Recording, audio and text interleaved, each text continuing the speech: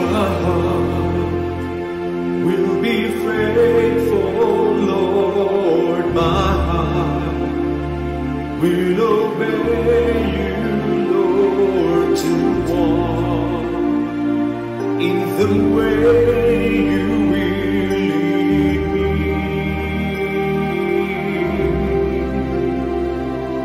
My heart will be faithful, Lord. My heart will obey you, Lord, to walk in the way you will lead me. With all my heart I will serve you. With all my heart I will love you. With all my heart I will give my all to you.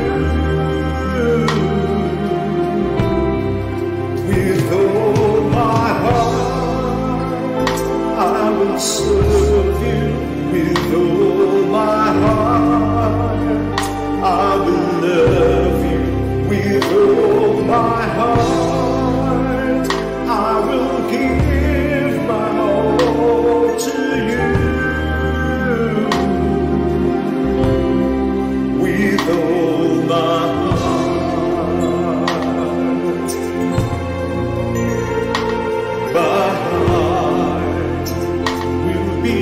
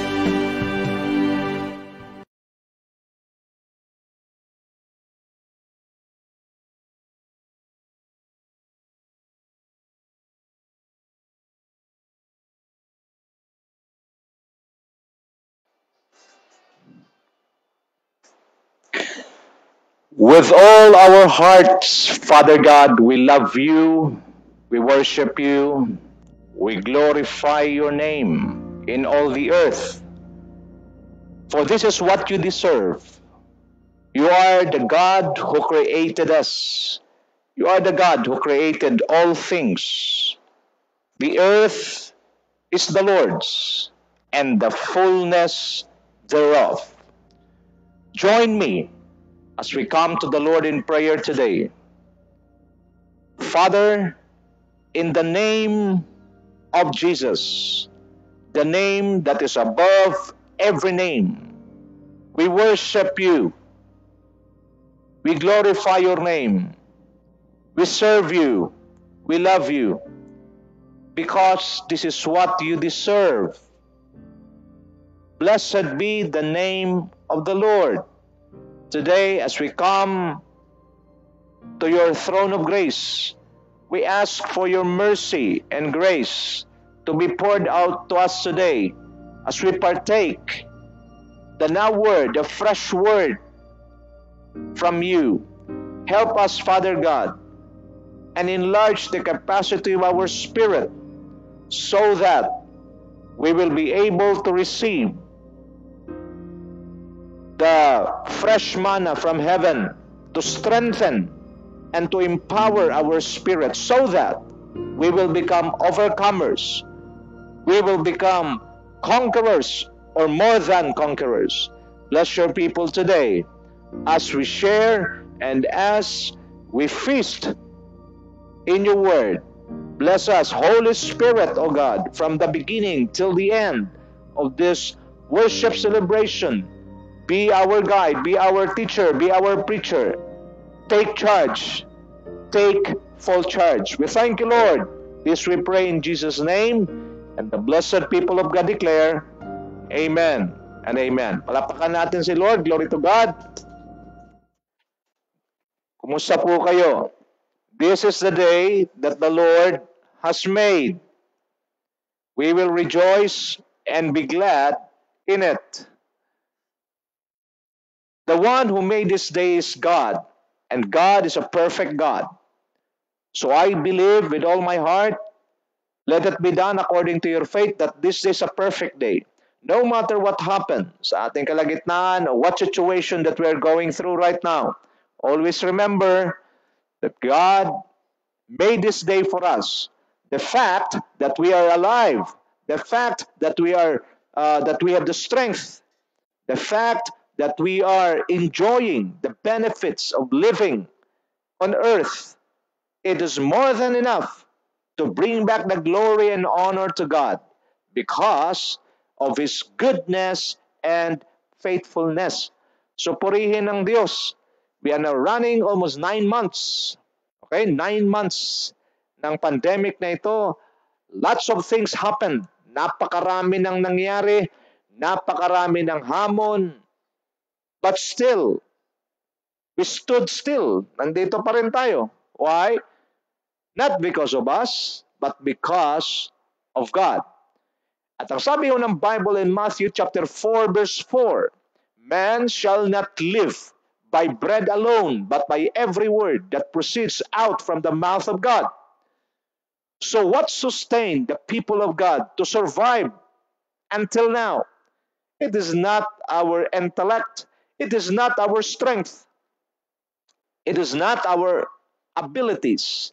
But it is because of the Word of God that we are partaking every day.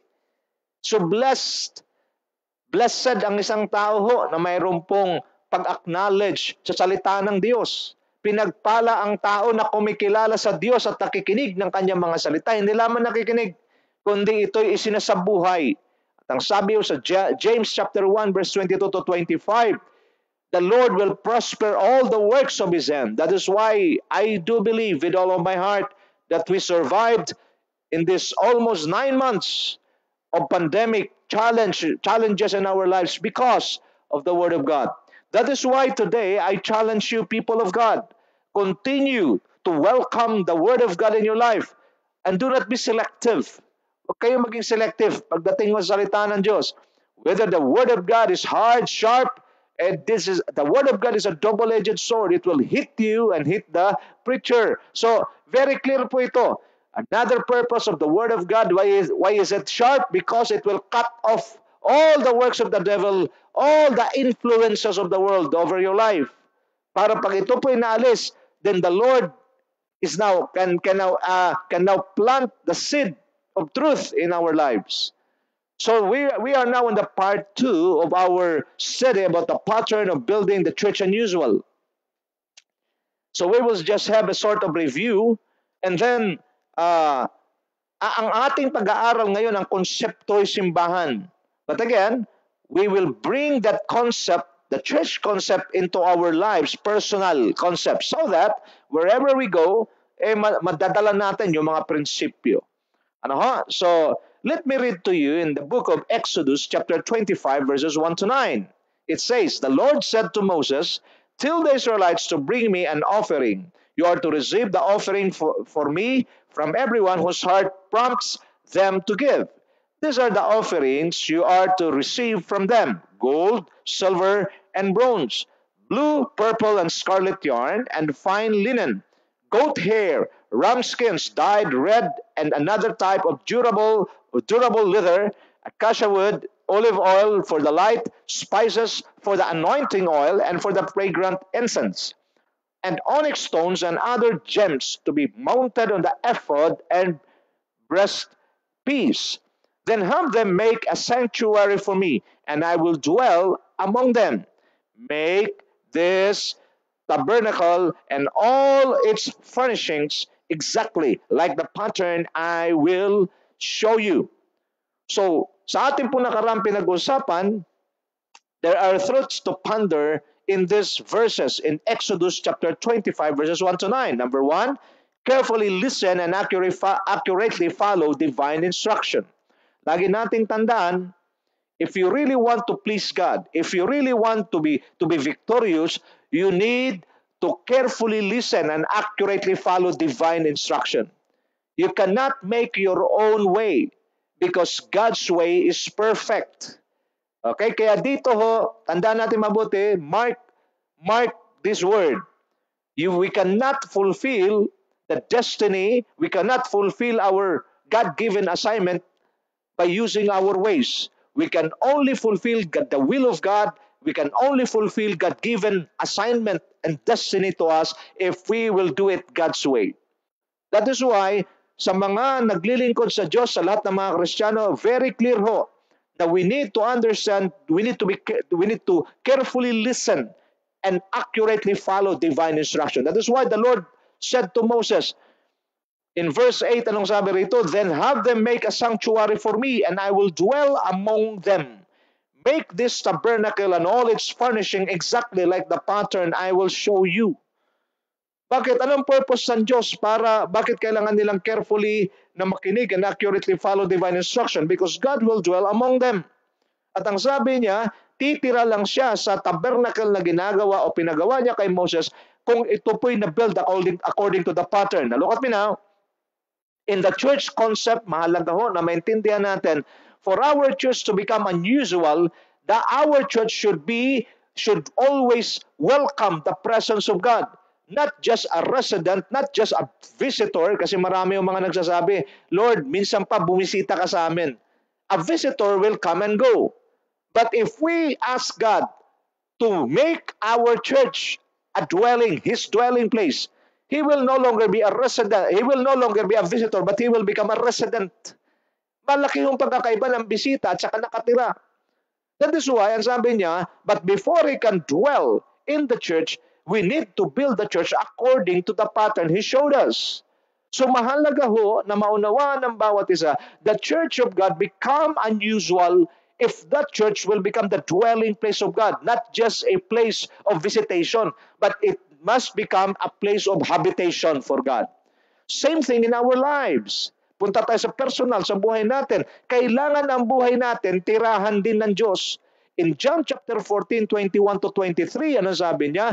"Those who love me and obey my commands, I will reveal myself to them, and I and the Father will make our dwelling, our home in Him." Naunawaan po natin, That is why ang isang mananampalataya nagiging unusual believer. Hindi siya usual believer, natatamad-tamad lang, pag nakikinig, parang naantok pa. Ang unusual believer, alive siya palagi. Why? Because he became a dwelling place of God. So pag ang Diyos nasa sa atin, ang isang tao ho na pinapanahanan ng Diyos, aktibo ho ang buhay Kristiyano niyan. Palagi yan nakakarinig sa Diyos. Pag mayroong ni-reveal ang Panginoon, automatiko, kumikilos yan. Yan ang mga unusual believer. Hindi sila nagagapi ng anumang problema. Anuman ang dumating, because the God of heaven, the God of the powerful God, the Spirit of God dwells in them. Hindi lang sila binibisita, kundi pinapanahanan sila. Ano nangyayari? These are the people who are unstoppable. These are the people who arise in the midst of troubles. Kahit anong dumating, kahit na anong pagsubok ang dumating, because the God, naalala niyo ho, listen to me carefully, naalala niyo na sa boat sila, nung hinampas sila ng malakas na alon, malakas na hangin, na halos malunod ang kanilang boat. Tingnan niyo ako mabuti, nagpanic yung mga alagad. Pero, look at the Lord Jesus Christ. He was sleeping. Nakita niyo ho ang kaibahan? Because the Lord Jesus Christ, the Spirit of God the Father, sabi niya sa Luke chapter 4, the Spirit of God is in me. Because the Spirit of God dwelt in the Lord Jesus Christ, that even in the midst of the storm, He was able to sleep while the 12 apostles are panicking. Na-stress sila at ang sabi nila, mamamatay na tayo. But look at the Lord Jesus Christ. He was able to sleep. Ito ho ang isang trademark or signature ng isang unusual believer. He prepared himself or herself to become a dwelling place of God. And he built his life according to the Word of God, because the Word of God is the pattern. The moment you carefully listen and accurately follow divine instruction from the Lord, then your life will become a dwelling place of God. Then you will be able to sleep in the midst of the storm. That wala kayong makitang bakas ng kahit na konting kaba kay Kristo nung dumating yung malakas na bagyo na yon. Unlike yung mga apostles, yung mga disciples. Why? Because even the Lord Jesus Christ will wake up or not, hindi malulubog yung bangka. Bakit? Kasi alam ng Panginoong Jesus na kasama niya ang Diyos. Diba? Mayroon tayong kanta, kasama natin ang Diyos, di ako malulunod. Kasama natin ang Diyos, di ako masusunog. It's true. So you will become, kumbaga, nagiging fireproof, nagiging waterproof. Anong ibig sabihin? Ganito ho ka-blessed ang isang tao na pinapanahanan ng Diyos. The question today, are you preparing yourself at all times to become a dwelling place of God? Now, ang sabi ng Panginoon, tell them to build me a sanctuary because I will dwell among them. Gusto ng Diyos manahan eh. But the question is, are you making yourself a sanctuary for God to dwell? And before He will dwell, make this tabernacle and all its furnishings exactly like the pattern I will show you. So we need to carefully listen and accurately follow divine instructions. Just like this. Kailangan kung mayroon tayong mga inaccurate ways, mga inaccurate acts, we need to stop it. We need to cut it off in order for us to become the dwelling place of God. Pangalawa, everyone must raise up a contribution. So dito pinakita natin ang sabi ng Panginoon sa kanila, the Lord said to Moses, tell the Israelites, so bring me an offering. You are to receive the offering for me from everyone whose heart prompts them to give. So sinabi ng Panginoon sa kanila, magdala sila, magbigay sila para sa building, sa pag-build ng tabernacle. Makinig kayo mabuti. Nagkakaroon tayo ng parallel, kasi dito, ang binabanggit sa Exodus 25 verses 1 to 9, ito po ay literal na building. At ang sabi ng Panginoon, kaya pala pinaplunder ng Diyos yung mga Egyptians, bago sila umalis, ang sabi ng Panginoon, i-plunder sila ng mga gold, silver, onyx, lahat ng mga hiningi na ito. Why? Because may paggagamitan ng Diyos. Mayroon lang maling pagkagamit sila ni Aaron nung gumawa sila ng Diyos-Diyosang baka. But the gold, all the plundered things na galing sa Egypt, mayroong paggagamitan ng Diyos. So look at me now, pag ang Diyos na-bless sila, lahat, natakot ang mga Egyptians, binigay sa kanila yung mga gold, yung mga silver, yung mga onyx, stone, gems, ang dami ho na plunder nila. Lagi niyong tandaan, when the Lord bless you, when the Lord bless the unusual church, the unusual believer, lagi nating tandaan, may purpose ang Diyos dyan. The blessings that you receive, especially yung blessing na na-receive mo, ay sobra-sobra sa pangailangan mo. May paggagamitan ang Diyos niyan. The Lord entrusted you the blessings more than your needs. Why? Because naniniwala ang Diyos at ang Diyos ay merong confidence sa iyo. That is why mahalaga na nakarinig ka palagi ng salita ng Diyos. Because the moment na binless ka ng Panginoon, higit sa pangailangan mo, may tendency ho na iiral ngayon yung iyong self. Iiral ngayon yung flesh na magsisimula kang gamitin yung biyaya ng Diyos higit sa pangailangan mo at bibili ng kung ano-ano. This message today will empower us and will enlighten us that the moment God bless you more than what you need, grabe ho, dagsa yung gold, yung silver, lahat ng mga na-plunder nila sa Egypt, yan po'y pinagawa sa kanila ng Diyos. Who commanded them to do that? God. Why? Because God had something to do. He wants to build a tabernacle for Him to dwell among them. That is why mali yung ginawa nila na nag-build sila ng baka, yung Diyos-Diyos ang baka, na kung saan hindi yun ang pinagagamit kaya nagalit ang Diyos. Tingnan niyo ako mabuti. Pag binless ka ng Panginoon, sobra sa pangailangan mo, mayroon siyang paggagamitan sa blessing na yan. That is why do not spend it for yourself. We need to ask God. Lagi natin tandaan, the earth is the Lord's and the fullness thereof. Because the moment na sumablay tayo, the moment that we miss to understand this revelation, what will happen? Parang tayo rin lang yan. Pag pinagkatiwalaan mo ang isang tao at hindi niya na-manage ng maayos, sa pangalawang pagkakataon, hindi mo na siya pagkakatiwalaan. So let us be careful kay marami sa mga Kristiyano hindi maka-breakthrough sa finances. Why? Because hindi sila good steward. If you are not a good steward, why should God? Diba? Tanong mo sa sarili mo ito, why should God trust you or entrust to you His blessings if you are not a good steward? That is why itong season na ito, itong lockdown na ito, this is the season where God is seeking for good stewards. Ito po yung stewardship time na kung saan the Lord in the midst of this pandemic ay magtitiwala. Ako po, nais ko po nga i-bless ang Panginoon sa buhay po ng ating mentor, Pastor Wilbert. Why? Because nagkaroon ho ng breakthrough ang ating mentor sa area ho ng pagtulong, ayuda ho sa mga kapastoran sa buong Pilipinas. He was one of the entrusted person na kung saan magbibigay ho ng ayuda sa mga kapastoran. And it is a very big challenge. Why? Alam niyo ho, ang isa ho sa greatest testing ho sa isang mananampalataya, lalo na ho sa isang ministro or minister, ay yung aspect of money. It's a huge money, but I praise the Lord. Why? Because he was able to handle it because he became a good steward of God at hindi ho tumitigil. Tuloy-tuloy ho hanggang ngayon ang pagpapala ng Panginoon at paggamit sa ating mentor para maging daluyan ng pagpapala para sa mga kapastoran. Maabot na ho sa libo-libo ang ating natulungan mga pastor sa buong bansa. So anong ibig sabihin? The Lord will test our character. If we are really a good steward, if we can prove ourselves to become good stewards of God, alam niyo ho, hindi lang naman pera pati oras, pati katawan, yung ating kalakasan. So we need to understand, kaya sabi sa Bible, love God with all your heart, mind, soul, and strength. Walang naiwan sa atin, lahat para sa Diyos. That is why be a good steward. Because kung mayroong isang area sa buhay natin na hindi tayo good steward, then it will disqualify us. Sayang, kaya maraming tao nag-i-exist without a purpose. Nag-i-exist without an assignment. Anong saysay? Kain, tulog, trabaho, kain, tulog, trabaho. Anong saysay niyan? You're just counting years until you die.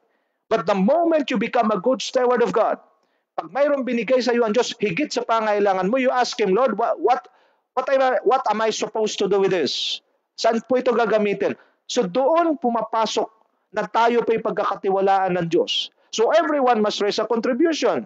Number 3, truths to ponder. Sabi po ni Pastor Wilbert, the temple or the church has 2 dimensions, spiritual and physical. To build its spiritual dimension, we should contribute spiritual resources. That is why itong ating worship team, nakita natin, puyatan talaga yan. Pag-i-edit, lahat, nag-record sila kahit wala tayong physical na gathering. They were able to produce, to give glory to God, to worship God, even in their sa virtual natin, And then sabi nito, to build its physical dimension, we should contribute natural resources. That is why, klaro dapat sa atin, pagka tayo naka-receive ng blessing sa Panginoon, material, financial blessing, more than our needs, isa lang ibig sabihin yan, mayroong gustong ipagawa ang Diyos sa iyo pagdating naman sa kanyang kaharian, pagdating naman sa kanyang gawain dito sa lupa. Lagi natin tandaan, the kingdom of God will not stop advancing. And one way to propel, one way to execute the kingdom advancement is that we need financial and material support so that we can generate and execute the advancement of God's kingdom. So kaya nga palagi malinaw sa atin palagi sinasabi, isa sa prayer nating lahat that we shall become kingdom suppliers. So ito ho yun. Kailangan mayroon talagang contribution. Kung gusto mo ho, di ba, kahit naman sa patlak sa kainan natin, ano sinasabi natin? Para maging ganap itong ating celebration, mag-contribute tayo. Para maipalabas natin, di ba? Mayroon tayong isang kapatiran na nangangailangan ng finances para hindi makalabas sila sa ospital because sa yung kanilang inaasahan hindi dumating. Anong ginawa natin? Nagkaroon tayo ng contributions. Ano po nangyari? They were able to get out doon sa hospital, na bayaran lahat ng bill at magaling ng bata ngayon. See what happened if we know how to use the finances, the material blessings that God gave us. Tingnan natin. Yung iba matagal na mga simbahan pero hindi makabili-bili ng sariling lupa. Sabi ni Dr. Jonathan David, land, if you own a land, you have dominion. No land, no dominion. So we prayed for it, we contribute for it. Ano nangyari? We were able to purchase a land. So what happened? Mahalaga ho ito, yung stewardship. Pagdating ho sa stewardship, let us be good stewards of God's blessing so that if we become a good steward of God's blessings, then God is able. God will now trust us. Katulad po nangyari kay Pastor Wilbert. Ano mangyayari? Every time the heavens release the portion of blessings, you will have your portion. Why? Because you are now a certified kingdom supplier, a certified kingdom advancer. Malinaw ho. Pangatlo, truth to ponder, actively engage in the construction. Anong ibig sabihin? The moment ho na sinimulan, katulad po nito ang ating simbahan, pagkasimulan na po ito, kailangan active tayo, actively engage in the construction. So dito pinapakita po sa atin mga kapatid, that the moment ho na magsimula ng gawain, non-stop na po yan. Nung nagsimula po kaming magbigay ng ayuda sa mga pastor, ikot po yan lahat. Anong ibig sabihin? Kasi pag ang Diyos nagsimula, look at me now, when God started the project, He will never leave unfinished business. What God had started, He will surely finish. Look at me now, pag ang Diyos simulan ka ng gamitin, the moment you allow yourself to become a good steward, the moment you allow yourself to become a vessel of honor for God to be used for God's glory, let me tell you this blessing. Because the moment na simulan ka ng Diyos na pagkatiwalaan, tuloy-tuloy na yan hanggang sa hangganan. You may have differences, you may have testings and trials in life, but because you are a certified vessel of God or vessel of honor, a channel of blessing, the Lord will rebuke all the works of the enemy. Bakit? Kasi ikaw yung kanyang God steward, ikaw yung kanyang channel of blessing para sa mga tao. Kaya hindi ng Diyos papayagan na atakehin ka ng demonyo ng ganun-ganun. He will kick the devil out of your life. All the works of the enemy, He will command His angels to take charge over you. Why? Kasi kailangan hindi ka mapipigilan, kailangan patuloy ang pagdaloy ng biyaya ng Diyos sa pamamagitan mo. So ano mangyayari? You will become unstoppable in everything you do, and the heavens will always be open for you. Why? Because you are now a vessel of honor for God. You are now a channel of blessings. Para ka ng alulod ng pagpapala. Nakita niyo, this one of the trademark of a church unusual is giving. One of the trademark of an unusual believer is giving. Anong ibig sabihin? He's a good steward or she is a good steward of God's blessings. Number 4, truth, build the temple or church strictly according to God's revelation. So dapat maintindihan natin, ang sabi dito, make this tabernacle, Exodus 25 verse 9, make this tabernacle and all its furnishings exactly like the pattern I will show you. So ano pong ibig sabihin? Huwag tayong gumawa ng sarili nating plano, huwag tayong gumawa ng sarili nating pamamaraan, especially in building the church unusual. We need to build the church according to the Word of God. Sabi ho sa Matthew 16, 13 to 19, ang sabi ng Panginoon, upon this rock I will build my church. Who is building the church? The Lord Jesus Christ. That is why maraming simbahan hindi makalago-lago. Maraming simbahan na talaga pag tinitingnan mo mukhang kawawa. Why? Isa lang ibig sabihin, not being built according to the pattern. But the moment na tama ang pag-build natin sa church according to the pattern, according to the Word of God, imposible. Read my lips, imposible na hindi yan ma-bless. Bakit? Kasi pag tama ang pag-construct ng church, tama ang pamamaraan sa loob ng church, it is God who will provide. It is God who will support. It is God who will give everything just for the church to finish her mandate. Malinaw ho. Now, building the church unusual, we need to understand that there are pillars. So the 10 pillars of Zion. So dito ho, tingnan natin, makikita natin dito na ang Diyos ho, sa pag-build mo na ng building, kailangan mayroong mga poste. Anong purpose sa mga poste? Pag natayo na yung pundasyon ng kasunod yan, mga poste na. Para ano? Para pagkakapitan na ho ng wall para magsimula na ang construction. So there are 10 pillars of Zion. The 10 pillars of Zion, ang ibig sabihin nito, if you want to build your church to become unusual, you should have these 10 pillars of Zion. Number 1. Okay, so join me. Tingnan nyo sa screen ninyo. Kung nagsusulat kayo, mas maganda. The 10 pillars of Zion, if you want to build the church, the pattern for building the church unusual, we need to understand the 10 pillars of Zion. Number 1, the church must be built on the word dimension. The church must be built on the word dimension. Okay, tingnan natin in 1 Samuel chapter 3 verse 1. The boy Samuel ministered before the Lord under Eli. In those days, the word of the Lord was rare. There were not many visions.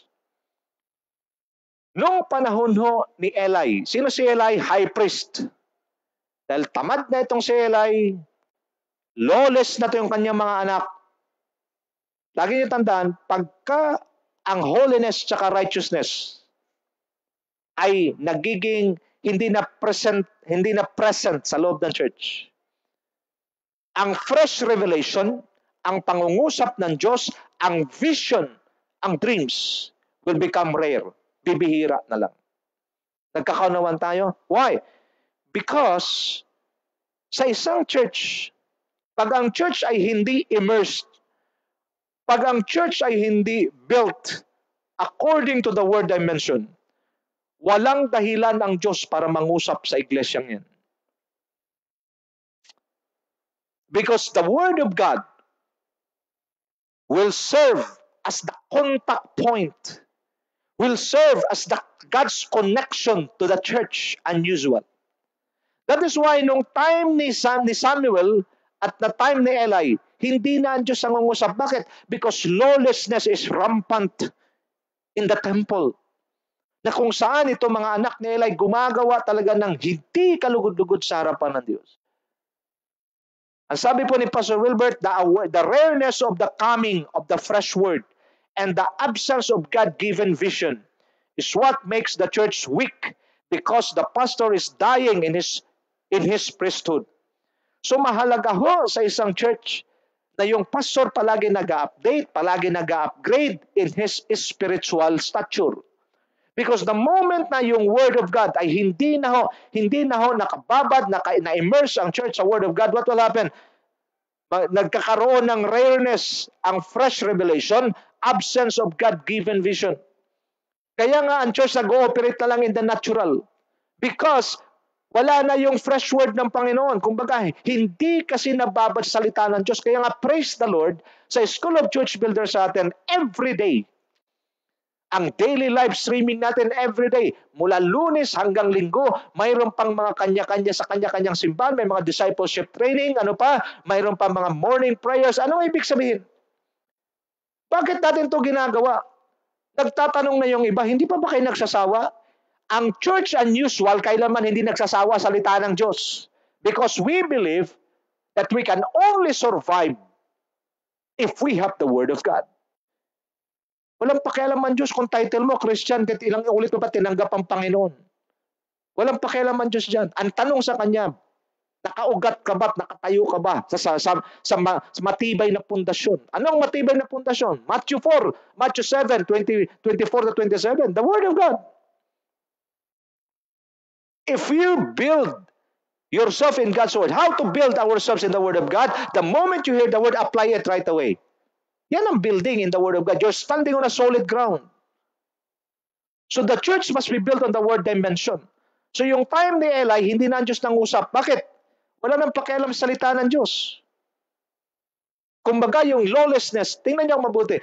Pag ang iyong buhay, I'm coming to you now, if your life is not built on the Word dimension, mababaw ka sa salita ng Diyos, hindi ka nag-aaral ng salita ng Diyos, hindi ka nagbababad sa salita ng Diyos, hindi ka nakikinig ng pangangaral ng salita ng Diyos, what can you expect?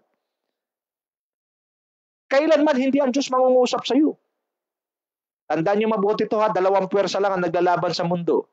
If the Lord will not speak to you, who is speaking to you? The devil. Kaya mapapansin mo yung lawlessness, yung contamination sa isip mo na napakasama. Nanawaan po, pag hindi ka babad sa salita ng Diyos at hindi ka napundasyonan sa salita ng Diyos, mataas ang tendency. Again, wag mo ipagmalaking Kristiyano ka.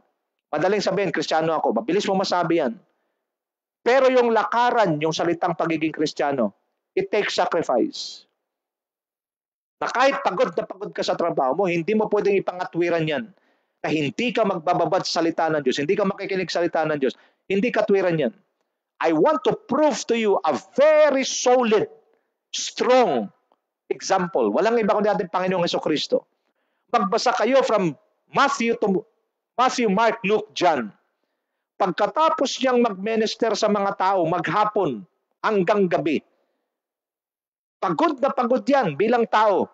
But he chose to what? To climb the mountain. Just to have fellowship in the top of the mountain with the Father. Nakita niyo? Hindi ni Kristo ginawang dahilan. Na ipagod na ako, God the Father. Maghapon na ako, pwede ba matulog muna? Hindi siya ganun. Pagkatapos niyang mangaral, maghapon hanggang gabi, magpalaya sa mga demonyo, anong ginagawa niya? Aakyat yan sa bundok. Para Para makipag-fellowship sa Father. Why? Because Jesus knew the importance of God's Word. He knew the importance of having fellowship with God. Na kahit pagod ang kanyang katawang lupa, nakakahanap siya ng refreshment. Saan? Sa presensya ng Diyos. Sa atin, baliktad. Pagkatapos natin gawin ang mga gawain ng Panginoon, buti nga kung iba gawain ng Panginoon, gawain pa ng mundo ang ginagawa. Sa halip na pagkatapos ng gawain niya sa trabaho niya dito sa lupa, kailangan niya magbabad, magpahinga sa presensya ng Diyos. Anong ginawa? Natulog. And then you're expecting God to move. My friends, brothers and sisters in Christ, wake up! Hindi ang Diyos cheap na Diyos. Siya yung Diyos na talagang fair. He is a just God and He is a loving God, that He will only move according to the quality of your relationship with Him. Tingnan mo yung quality ng relationship mo sa Diyos because it matters most. Alangan namang hindi ka aktibo, hindi ka babad sa kanyang salita, hindi ka sumusunod sa kanyang salita, and then you're expecting God to bless you. You are deceiving yourself. Bakit magkakaiba ang antas or level ng ating pananampalataya sa Diyos? Why? Because it is dependent on the way on the quality of your relationship with God. Just like the Lord Jesus Christ, ano po ang sabi? Pagkatapos niya mag-minister maghapon hanggang gabi, magpagaling, ang dami niyang pila, libo-libo yan. Ang sabi ng Bible, they brought the sick people to Him and He healed them all. Thousands. Sobrang nakakapagod yun. Pero the Lord Jesus Christ, see to it, He set a pattern, He set an example. He climbed the mountain. Look at me now. Wala pang landscape ang mga bundok noon. But the Lord Jesus Christ, pinapakita niya yung pattern, umaakyat siya doon. At anong sabi? Overnight, na nag-pray overnight, na nagkipag-fellowship sa God the Father. Now, look at me now, pagkagaling niya doon sa presensya ng Diyos, nakarinig ng salita ng Diyos. Kaya pag nangarasan, sabi niya, wala akong sinasabi, kundi yung lamang aking naririnig sa aking Ama. Wala akong ginagawa, kundi yung lamang aking nakikita sa aking Ama. Na see, if you immerse and build yourself in the Word of God, what will happen? You will begin to hear the voice of God and you will begin to see what God is doing. Kaya pagdating mo, pag-jump mo sa ministry, pag-jump mo sa buhay mo, sa pamumuhay mo rito sa lupa, ano nangyayari? Napakataas ng sensitivity mo in the Spirit of God. Napakataas ng sensitivity mo sa pagkilos mo ayon sa pamumuhay mo. Bakit? Because you know kung ano ang gusto ng Diyos at kung ano ang hindi gusto ng Diyos. Kaya marami mapurol ang Espiritu. Bakit? Hindi nakababad sa salita ng Diyos. That is why I really push you people of God to read the whole Bible, to immerse yourself in the Word, because one way for you to become an unusual church, for you to become an unusual believer, hindi mo pwedeng ihiwalay, hindi mo pwedeng hindi isali ang salita ng Diyos. If you want to become an unusual church, the first pillar na dapat nating maintindihan, the church must be built on the Word dimension. Nagkaunawaan po tayo.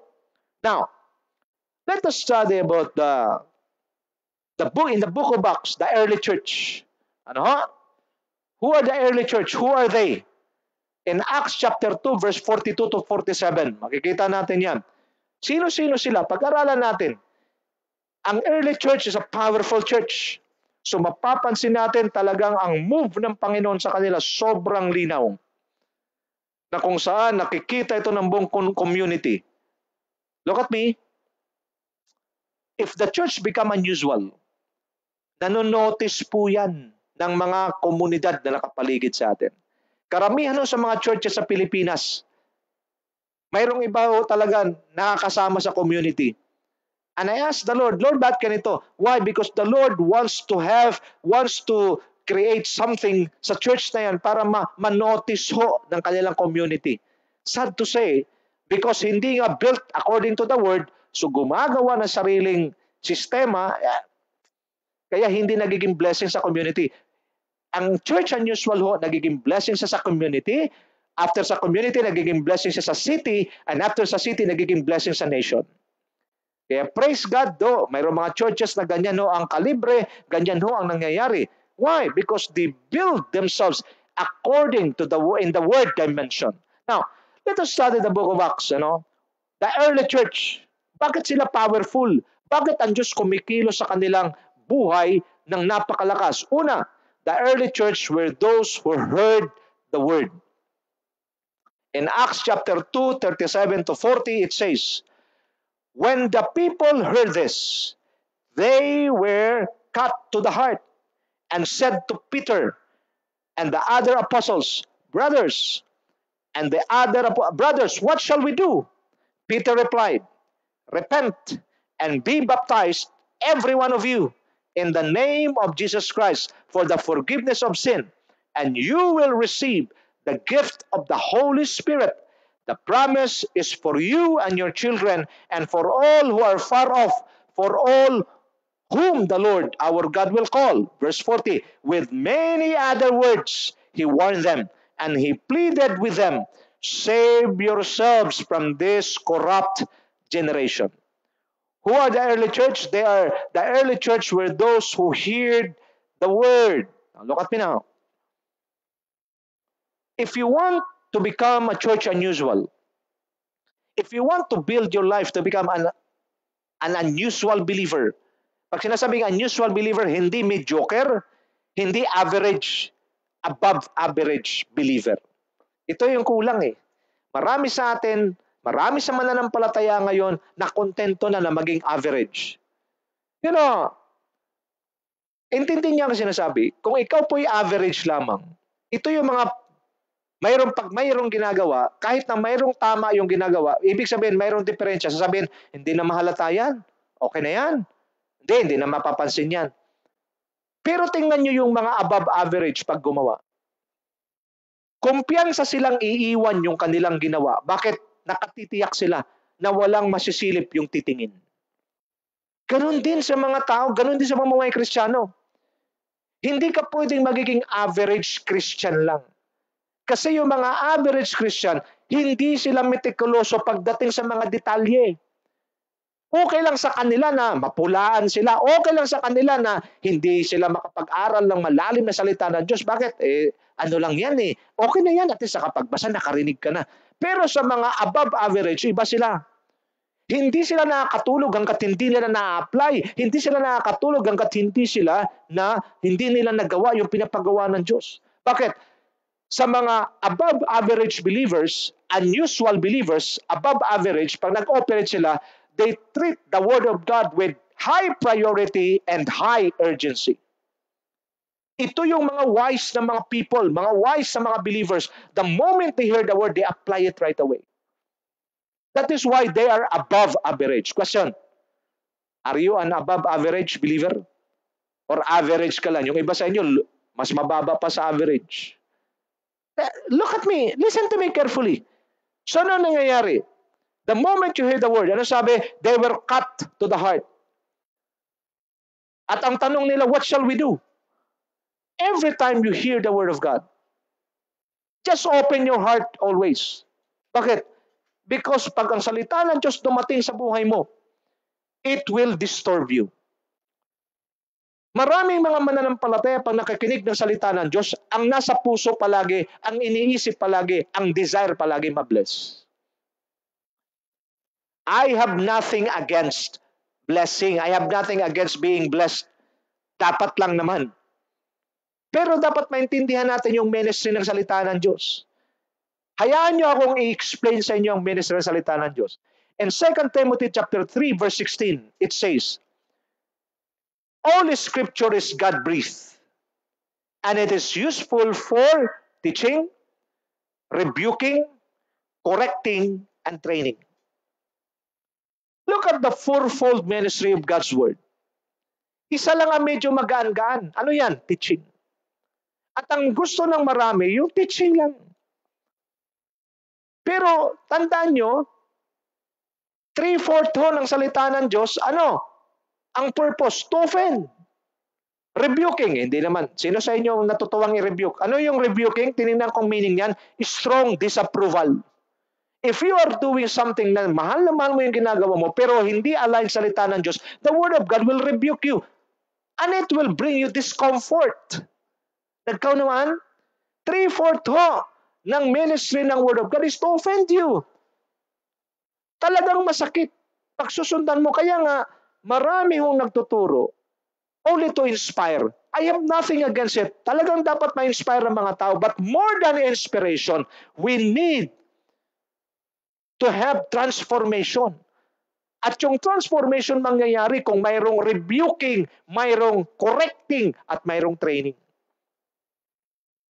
Kaya dito, pag nakikinig ka sa salita ng Diyos, kailangan open ang heart mo, open ang spirit mo. Kaya hindi pwede nakikinig ka ng salita ng Diyos kung ano-ano iniisip mo. You are being deceived by the devil. Maliwanag ko? Kaya dito, they were cut to the heart. Anong ibig sabihin? Pag ang mensahe ng Diyos tumama sa iyo at dinil ang inaccurate ways mo, ang inaccurate character mo, magpasalamat ka sa Diyos. Sabi ko kahapon sa mga kabataan, pag alam mong may tama ka, expect mo. Pag alam mo may tama ang buhay mo, ibig sabihin mayroon kang inaccurate character, inaccurate ways, expect the Word of God to deal with your inaccuracies. Kaya magpasalamat ka pagka nangangaral ang pastor mo at yung salita ng Diyos na nirelease, tinamaan yung inaccurate character or inaccurate ways mo. Magpasalamat ka because it is an expression of God's love for you. Kabahan ka pag yung nangangaral ang pastor mo at hindi na tinatamaan yung iyong inaccurate ways, yung inaccurate character mo, kabahan ka na. Bakit? Ibig sabihin, wala nang concern ang Diyos sa iyong mga maling ginagawa. So dito, they were cut to the heart. Let me just share with you the right attitude of listening to the Word of God. Knowing that the ministry of God's Word is to teach, to rebuke, to correct, and to train, it will bring discomfort to you. But laging tandaan, yung discomfort na yan is para sa flesh mo lang. Para yung flesh mo ma-tame, ma-control, para yung spirit mo mag-arise. Kailangan yon. So ano kailangan mong gawin? Every time na makikinig ka ng salita ng Diyos, ugaliin mo ng magpatama. Lord, prayer ko today, habang nakikinig ako, tamaan ako ng salita ng Diyos. Kasi ito lang ang the best na tumatama. Kasi pag ito ay tumatama sa iyo, magtatama ito ng buhay mo. At pag ang buhay mo ay natama ng salita ng Diyos, sa lahat ng pagkakataon ang gagawin mo lahat ay purong tama. Pagkasabi nga sa katabi mo, magpatama ka. Okay? Magpatama ka palagi pagka nakikinig ka ng salita ng Diyos. So they were cut to the heart. Now look at me now.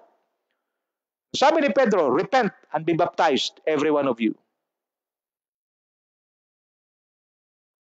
Before the Lord can take full control or take over our lives, we need to repent. Ano ba repentance? Let me explain to you, no? Pag sinasabing repentance, in the Greek, ito po ibig sabihin dito, ang sabi is turning away from sin and turning to God. Sa Hebrew, ang sabi is a change of mind. Pag pagsamahin mo yung dalawa, ang tunay na nagsisisi, nagbabago ng isipan. Ibig sabihin, nagbinabago niyang isipan niya na hindi niya nagagawin yung mga kasalanan na yun. At pangalawa, tatalikuran niya yun. Yan ang tunay na repentance. A change of mind and turning away from sin and you turn to God. Ang tunay na nakakaintindi ng repentance, ito po ang tunay talaga yun. A person who truly understand or fully understand repentance, they'll never go back to sin. Yan ang tunay na pagsisisi. Kaya pag ikaw ay repent, repeat. Isa lang ibig sabihin yan. Di mo naintindihan ng repentance. And if repentance is not fully understood, anong mangyayari? Walang paglago. Kaya pag ikaw ho ay nasa kasalanan, anumang pangangaral ng salita ng Diyos, tumatalbog lang sa iyo. Bakit? Kasi hindi nakaka-penetrate ang salita ng Diyos because of sins. And the only way for the Word of God to penetrate, you need to remove sin. And there is only one process of removing sin. It is none other than repentance. That is why pati yung repentance, hindi masyadong malalim ang pagkakaintindi natin. Ano mangyayari? We just keep on repeating sin. But the moment you hear the Word of God today, at ang sabi ni Peter, repent. If the moment we repent and we fully understand what repentance is all about, it is a change of mind. You change your mind, and then you make a decision to turn away from it, turn away from sin, and you turn to God. You will see the difference. You will see the power of God being released to you, the grace of God. Palagi ko sinasabi, if you will not repent, sin has always a consequence. Pag hindi ka mag-repent, may consequence yan. Pag nag-repent ka, may consequence din yan. Ang kaibahan lang pag nag-repent ka, yung consequence bago dumating sa iyo, mayroong God factor na nahaharang, na magiging shield mo. Why? Because pag nag-repent ka, you are turning to God, then God will be the one to protect you. Ang pinakamasaklap yung hindi ka nag-repent, nagpapatuloy ka sa kasalanan, walang God factor, ay talagang napupuruhan yung iba ng demonyo. Nagkakaunawan tayo. So they repent. At ang sabi dito, with many words, they warn them. So hindi ho sapat yung makilala mo lang ang Panginoon. Maraming iba tumigil na sa pagkakilala sa Diyos. That is why hindi nagiging church unusual o hindi nagiging above average believer or unusual believer. Why? Because nung marinig ang salita ng Diyos, nung born again, doon na lang. Yung iba, 30 years na, 20 years na, 30 years, puro pa rin salvation ang pinapangaral. Hindi masama yun, tama yun. But again, tingnan nyo sa verse 40. With many other words, He warned them. Anong ibig sabihin? Salvation is just one part of our journey as a believer of Christ. But after receiving salvation, we must move. Saan? Doon sa transformation. Tandaan niyo mabuti, nung tinanggap mo ang Panginoon, hindi ka kagad na bago. Ang na-receive mo, salvation.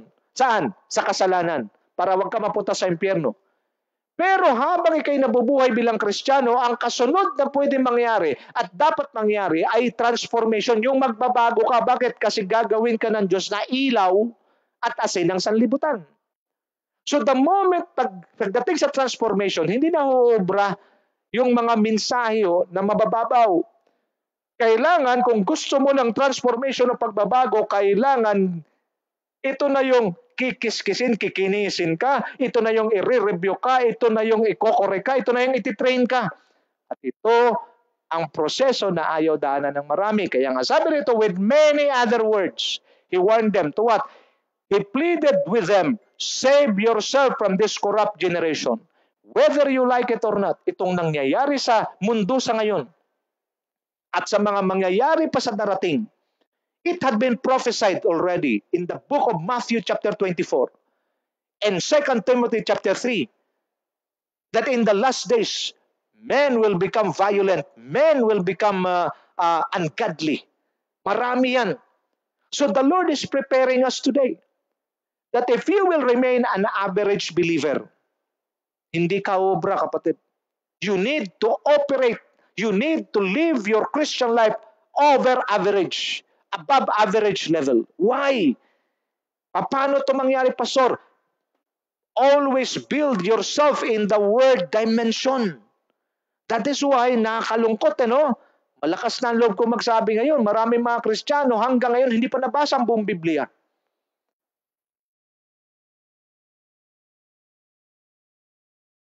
The only weapon that Jesus used to defeat the devil.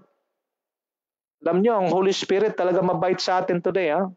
I'll show you. The enemy, the devil, had 3 major weapons. At ginamit niya itong 3 weapon na to. Even the man after God's own heart, si David, bagsak. Even Adam, who received the fresh and powerful Spirit of God, Adam and Eve, bagsak. I will reveal these 3 major weapon of the devil na palagi niyang ginagamit hanggang ngayon. Hindi naman nagbabago ang demonyo. Buti pa demonyo, focus 3 things. The lust of the flesh, the lust of the eye, and the pride of life. Let me show you. Nung kanyang dinaya si Eva, ano sabi niya? Ayaw lang ng Diyos na kainin nyo yan kasi maging katulad niya kayo. Nakita mo kasi sinungalingan ng demonyo. Kumain si Adan tsaka si Eva, kakainin man ni Adan tsaka ni Eva, yung kakainin man o hindi, yung bunga ng puno ng mabutit masama, simula pa lang sinabi na ng Diyos, let us create man in our own image. And in the image of God, He created them. Pero ang kita mo kasi sinungalingan ng demonyong ito, ayaw niya pakain sa inyo kasi maging katulad niya kayo. Bago pa kumain man sila o hindi, nilikha na sila katulad ng Diyos. Nakita? At anong sabi ho ng Bible? Basahin nyo sa Genesis chapter 3, 5, pababa. Naisip ng babae na maganda maging katulad ng Diyos. Ano yon? Pride. At nung tinignan niya ang puno, yung bunga, ano sabi niya? Mukhang masarap kainin. Lust of the flesh. At nung tinitigan niya na maganda at masarap, lust of the eye. Bagsak si Adan, bagsak si Eva. Sino pa? David. Lust of the flesh, bagsak si David. So, lahat ng mga men of God, great men of God, bagsak. Gamit nitong tatlo. Pagdating kay Kristo sa Matthew chapter 4, look at it now. Nung ginamit ni Satanas, alam niya na si Kristo ay fasting for 40 days and 40 nights. Sundan niyo ako mabuti.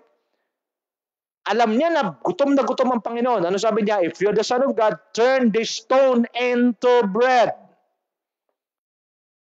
The devil is now tempting the Lord Jesus Christ using the lust of the flesh. Because he knew that the Lord Jesus Christ was so hungry, 40 days, 40 nights fasting, he is now tempting him to turn the stone into bread. Question. Lagi mong tandaan, hindi ka ng demonyo tutuksuhin nang hindi mo kayang gawin. Ulitin ko, hindi ka ng demonyo tutuksuhin sa isang bagay na hindi mo kayang gawin. So therefore, alam ng demonyo na kaya ni Kristong gawing tinapay ang bato. But the Lord Jesus Christ answered him, man shall not live by bread alone, but by every word that proceeds out from the mouth of God. So hindi pumasa. First time na sumablay ang weapon ng demonyo sa isang tao, ang pangalan niya, the Lord Jesus Christ. At anong pinakitang pattern ng Panginoon para hindi mabiktima doon sa powerful weapon ng demonyo sa lust of the flesh? The Word of God. Oh, listen to me carefully. If you are struggling in your flesh right now, what will deliver you? What will cut off the power of that lust of the flesh is none other than the Word of God. That is why you need to build yourself strong in the Word. Malinaw? Then the devil took him doon sa templo, sa tuktok ng templo. At ano sabi? Tumalon ka. Dahil nakasulat, even the devil. Nakita niyo ho, pati demonyo nga, nagbabasa din ng salita ng Diyos eh. Huwag mo sabihin mas malalim pang demonyo kaysa sa'yo pagdating sa salita ng Diyos. That is why hindi pwede maging average believer. Beginning today, say no to being an average believer. You should be above average. Si Kristo above average. Hinanap ko yung sinabi ng demonyo, makikita mo sa Psalms 91 verses 11, 10 to 11. Out of context. Bakit kaya niya kinot yun para patalunin si Kristo? Ano po yun? Tanong, kung tumalon ba si Kristo, ililigtas siya ng Panginoon? Yes. Bakit? Kasi pag nakita ng mga tao na siya tumalon, walang nangyari sa kanya, sikat siya. Pride of life. But the Lord Jesus Christ quote the scripture again. Use the word of God. At ano nangyari? Talo na naman ang demonyo. First time lang to, isang beses lang to nangyari sa history ho ng Bible na yung weapon, three major weapon ng demonyo, sumablay. At anong ginamit ni Kristo para sumablay ang demonyo? The Word of God. Dinala siya sa mataas na bundok. At anong ginawa ng demonyo? Pinakita ang lahat ng karangyaan, lahat ng kayamanan ng buong mundo. At ang sabi, bibigay ko to lahat sa iyo kung ikay sasamba sa akin.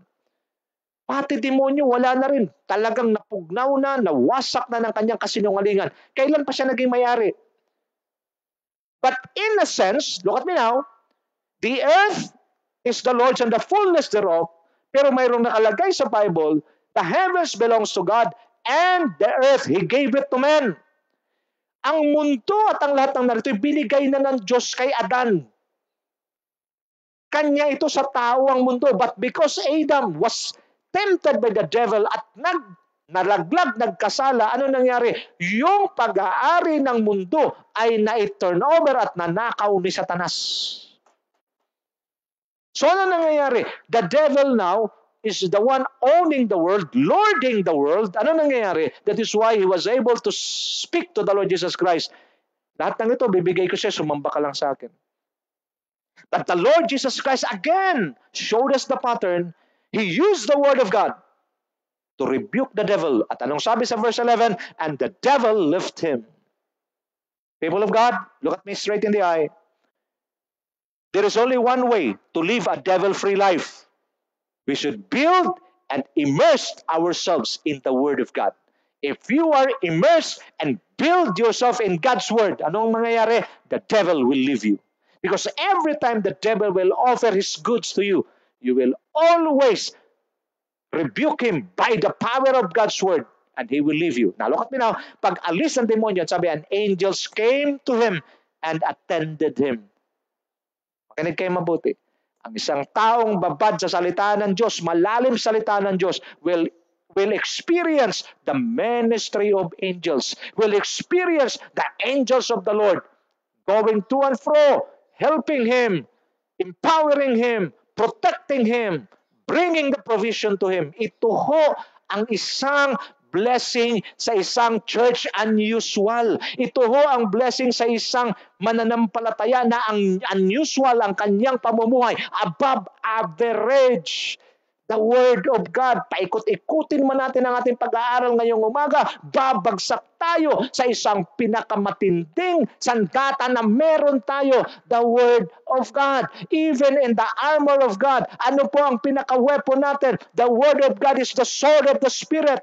Hugutin mo ang sword of the Spirit and start fighting the enemy by the Word of God, the sword of the Spirit. What will happen? The enemy will leave us. Then we will going to experience a devil-free life. And as we move to the next level, we will move to the next level without devils. Tingnan niyo ako mabuti. Sa ating pag-angat, sa ating pananampalataya, ang demonyo rin ay hinahabol ka. But if you are filled with the Word of God, if you are immersed in God's Word, what will happen? You are building your foundation, you are building your life in the Word of God. Wala na hong pinakamasaya at pinakapinagpalang buhay, kundi ang buhay na tinatawag nating devil-free life. Ang nagpapasira lang naman, nagpapagulo ng mundo, walang iba kundi demonyo. Kasi yun ang kanyang gustong mangyari. To ruin, to destroy the lives of people. But Jesus came, John chapter 10 verse 10, to give us life, abundant life, and live it to the full, so that ma-enjoy natin. Kaya nga nung si Adan at saka si Eva ay nagkasala, yung authority sa mundo ay naibigay kay Satanas. But praise the Lord Jesus Christ came. Kaya maganda itong Pasko eh. Huwag na kayong kain ng ham na kung ano-ano, mga pampataba dyan. Intindihin yung diwa ng Pasko. Si Kristo ay dumating para ano? Para ibalik tayo. Saan? Sa ating original na posisyon na ano? To rule and reign in this world. That is why pag ang isang church, ang isang mananampalataya nagiging unusual church, nagiging unusual believer, what will happen? He has now the capacity, he has now the authority, he has now the power to regain the dominion, to regain the power, to regain what the devil had stolen. He will take it back. Oh, hallelujah.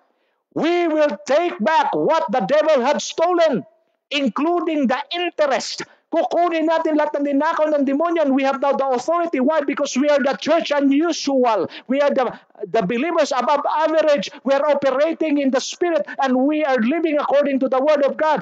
Let us take back what belongs to us. Kukunin natin, babawiin natin. Bakit? Ang demonyo ay magnanakaw. At lagi niyong tandaan, lahat ng kanyang ninakaw, kailangan niyang ibalik. Bakit? Hindi yun sa kanya, atin yun. But we can only take it back. We can only get it back from the hands of the enemy if we build ourselves strong in the Word of God. That is why, tingnan niyo ako mabuti, ginagawa ng dyablo lahat. Huwag ka lang bumabad sa salita ng Diyos. Huwag ka lang magbigay ng panahon para makinig sa salita ng Diyos. Yung iba sa inyo nakikinig na, wala pang focus. Bakit? Kasi the devil is trying to destroy, to distract your focus. Why? Because alam niya na pag nag-focus ka at nakinig ka sa salita ng Diyos at nagsimula kang sumunod at lumangkad sa salita ng Diyos, katapusan niya na. And I pray in the name of Jesus today, you will build yourself according in the Word of God.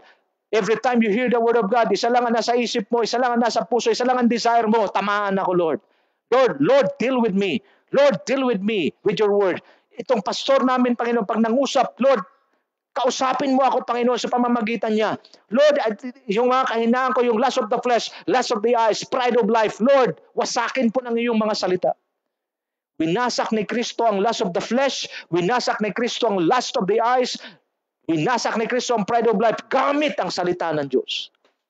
Pilipinas, kung ibig mong lumaya sa kuko ng demonyo, sa pamumuno at sa pangalipin ng dyablo, kailangan nyo ng salita ng Diyos. In the beginning was the Word, and the Word was with God, and the Word was God. In verse 14, John chapter 1, verse 14, and the Word became flesh. The Word of God is none other than the Lord Jesus Christ Himself. The Lord Jesus Christ is the great deliverer. He's the great healer. He's the specialist of new beginnings. And the Lord Jesus Christ already seated at the right hand of God in heaven. But His word, His powerful word, is being preached by His people. All we need to do is to listen and allow ourselves to be immersed, to be built according to the word of God. And you will no longer become an average believer, but you are living your life above average. You're living your life according to the word. And if you are filled with God's word, the devil has no place in your mind. The devil has no place in your eyes. The devil has no place in your heart. And you will live a devil-free life. Oh, hallelujah! Naunawaan niyo yung kahalaga ng salita ng Diyos. That is why discerning dapat tayo. Pag oras na ng pag-aaral ng salita ng Diyos at maraming distraction, set aside all distraction and focus on the Word of God. Why? Because the moment na nagsisimula, tingnan niyo ako mabuti. Lalo na po pag matagal kang nagpapabaya sa salita ng Diyos, struggle talaga pagbalik. Struggle is real. But as you listen to me today, you need to pay the price. Nagpabaya ka eh. So mahihirapan ka talagang bumalik. Pero wag mong alisin yung desire. Because God will honor the desires of your heart. Lord, I want to go back. I want to go back to your word. Then, the Lord will give you the grace to govern and the power to prevail para yung lahat ng struggle mo sa pagbabalik mo, sa pag-aaral at pagpapakalalim sa salita ng Diyos ay manumbalik. Why? Because there is no other way. There is no other way for you to become victorious. You have to immerse and build yourself in the Word of God. No shortcuts. You have to go through. Start reading from the book of Genesis to Revelation. Start asking the Holy Spirit to reveal to you truths that you need for you to finish your God-given assignment. Walang shortcut. Habang kayo nakikinig sa akin ngayon, simulan nyo mag-desire. Lord, this is my desire to worship you, to honor you, and to immerse myself, to build myself beginning today in your word. And the moment yung desire na yan is genuine, that desire is true, sincere, then the Lord will pour out the grace in your life, in your heart, in your spirit. So that the moment na yung desire na yan ay nasangkapan ng biyaya ng Diyos, it will become a strong force that the devil cannot stop. Malinaw? You need to make a decision. Ang salita ng Diyos pag narinig mo, palagi ka nitong dinadala sa valley of decision. You need to make a decision. Pangalawa ho, letter B, the early church were those who received and believed the word. Acts chapter 2 verse 41. Those who accepted his message were baptized, and about 3,000 were added to their number daily. Kaya nang sinasabi ko, hindi ho sapat na makatanggap lamang ng salvation. Because after salvation, the next thing na dapat maganap ay transformation. At pagdating sa transformation, the only material that God will use to transform our lives into the image of the Lord Jesus Christ. 1 John chapter 4 verse 17 ang sabi sa Bible, 1 John chapter 4 verse 17, be in this world we are like Jesus. So, the only material that God used to transform our lives into the likeness of the Lord Jesus Christ is none other than the Word of God. And who are the early church? The early church were those who received and believed the Word. Look at me now. The moment you receive the Word, you hear the Word, receive it, and then believe it. At ano po nangyayari? As they accepted the message, they were baptized. Baptism is simply means You are now identifying yourself as Jesus' disciple. You are now identifying yourself that you belong to the kingdom of God. You are now identifying yourself that you will begin to live your life, a transformed life. 2 Corinthians 5:17, if anyone is in Christ, he is a new creation. The old has gone, behold, the new has come. What God hath done in your life through the power of His Word, yun ang iyong i-apply at lalakaran sa buhay mo at makikita ng iba. At ang sabi ho, 3,000 were added to their number that day. Now look at me now. Bakit nagkaroon ng ganun? Bakit sa church unusual yung mga pumapasok, mga quality believers? Unlike before. Alam niyo ho, nung time ng mga 80s, 90s, sama-sama lahat. Yung bulok, yung presko, okay, the good, the bad, and the ugly, and the dirty dozens, magkasama sa loob ng church. But in the church unusual, it is God who will going to add people inside the church. It is God. At ako'y naniniwala, mga kapatid, if we will build the church according to the word dimension, we immerse ourselves in the Word of God, listening, receiving, believing, and applying the Word in our lives, what will happen? The Lord will add to our numbers. At lagi niyong tandaan, mga pastor, kapwa ko pastor na nakikinig sa akin, mga leaders and workers, pag ang Diyos ho ang nagdagdag ng mga tao sa loob ng church, hindi po ito mga pasaway. Bagkos ito yung mga tao na magtataglay ng mga potential giftings, spiritual giftings and abilities that will going to help the church to become strong, to advance the kingdom and fulfill God's given assignment to the church. Malinaw ho? In 1 Thessalonians chapter 2 verse 13 it says, and we also thank God continually because when you received the word of God which you heard from us, you accepted it not as a human word as it actually is the word of God which is indeed at work in you who believe. Dapat to pagtanggap natin ang salita ng Diyos, wag lamang nating tanggapin. Sabi rito, ang ganda sinabi ni Pablo, and we also thank God continually because when you received the word of God, which you heard from us, you accepted it not as a human word, but as it actually is the word of God. Dapat every time na nangangaral ang pastor, kaya nga ho, isa pang pandaraya ng demonyo, pag nakikinig ka sa nagkasalita, nagpipreach ng word of God, pinapakinggan mo na parang siya lang ang nagsalita. That is why, ito po yung malaking pagkakamali, tama natin. Pagkatapos mag-preach ng pastor, sasabihin, Pastor, salamat ha, sa mensahe, bless na bless ako. Saan na nangyayari? Pinapakita lang, human word lang ang natanggap mo. But this time, if you want to become church unusual, if you want to become above average, every time you listen to the word that is being preached by your pastor, the carrier of your grace, what happened? Take it as the word of God, not as the word of a person. Take it as a word of God, not a human word. Nagkakaunawan tayo. Para yung pagtanggap natin, mas mataas ang level because we're above average. Mas mataas ang level ng pagtanggap mo, itong pinipreach ng pastor kong ito ay salita ng Diyos. I'll take it as the word of God. I'll take it as God Himself is speaking to me through this man.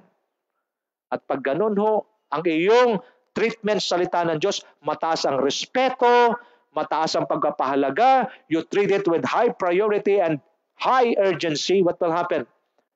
Iba rin ang dala nito. Hindi ka na magiging mediocre, hindi ka na magiging average. You are operating in the spirit above average. Kaya nga ho, nakapagtataka, maraming pastor. Pero bakit mayroon talagang nagsashine? Why is it na mayroong nagsashine? Why is it na mayroong ang mga ministry ay talagang powerful, ang mga ministry ay talagang spectacular? Why? Parehas lang naman yan mga pastor. Saan nagkatalo? Sa intimacy with God.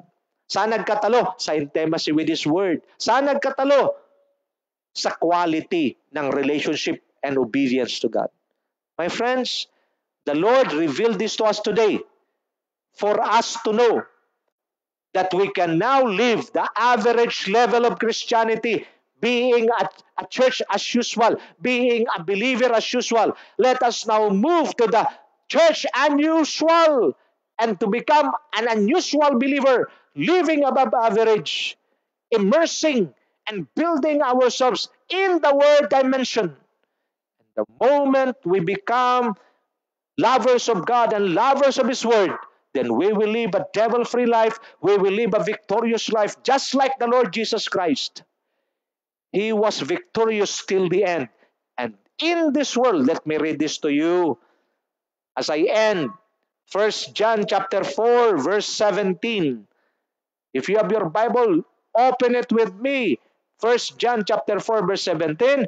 This is how love is made complete among us, so that we will have confidence on the day of judgment. In this world, we are like Jesus. And the Lord Jesus Christ was victorious. The Lord Jesus Christ finished the work of God that has given Him powerfully, victoriously. In this world, we are like Jesus. How can we become like Him? The Lord Jesus Christ is the Word of God Himself. So if we immerse ourselves in the Word, we build our lives in the Word dimension, it will be easy for us to live a Christ-like life because the Word of God is Christ Himself. I pray that today you receive your portion. Again, the lust of the flesh, the lust of the eye, and the pride of life were all demolished and destroyed by the Lord Jesus Christ using the powerful weapon of God.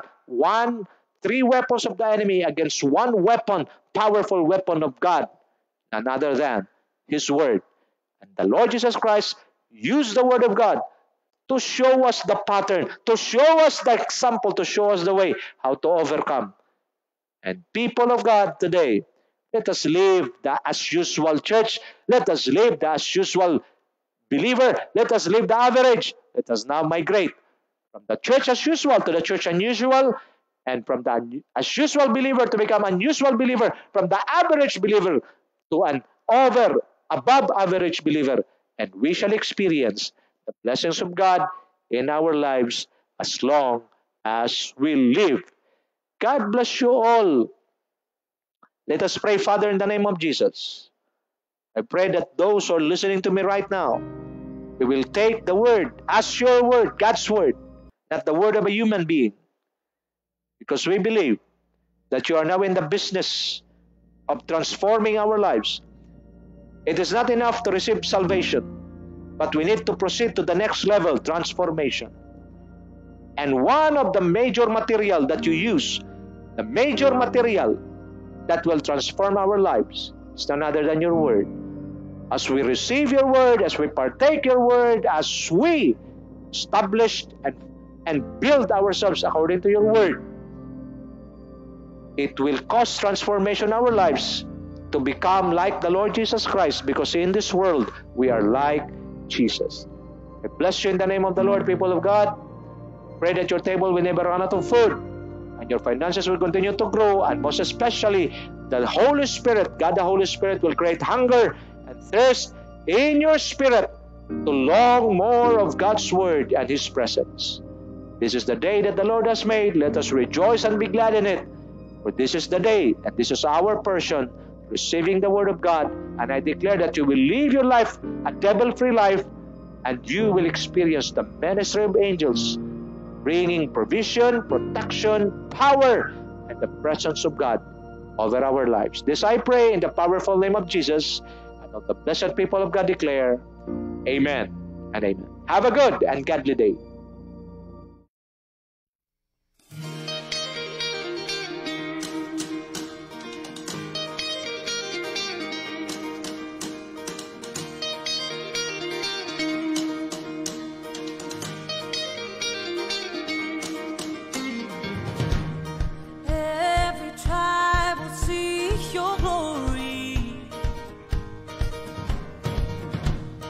Every